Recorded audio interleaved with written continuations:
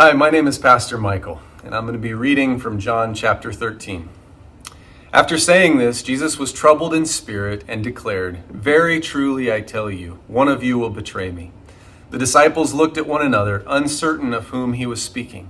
One of his disciples, the one whom Jesus loved, was reclining next to him. Simon Peter therefore motioned to him to ask Jesus of whom he was speaking. So while reclining next to Jesus, he asked him, "Lord, who is it?"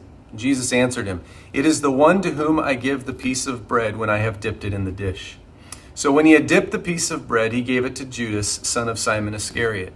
After he received the piece of bread, Satan entered into him. Jesus said to him, "Do quickly what you are going to do." Now no one at the table knew why he said this to him. Some thought that because Judas had the common purse, Jesus was telling him, "Buy what we need for the festival," or that he should give something to the poor. So after receiving the piece of bread, he immediately went out, and it was night. And when he had gone out, Jesus said, "Now the Son of Man has been glorified, and God has been glorified in him. If God has been glorified in him, God will also glorify him in himself, and will glorify him at once." This passage reminds me of how I have also betrayed Jesus. Judas betrayed Jesus in kind of the ultimate way. He's famous for how he betrayed Jesus.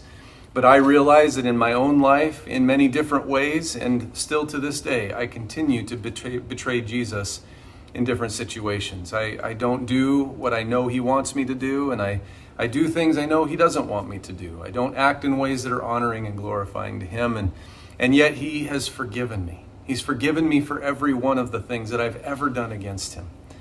Jesus' death on the cross forgave all of my sins. And so because Jesus did this, because of what he has done for us, I know I have to be committed to forgive everyone in my life. Because he lives, I will forgive the way he forgave me.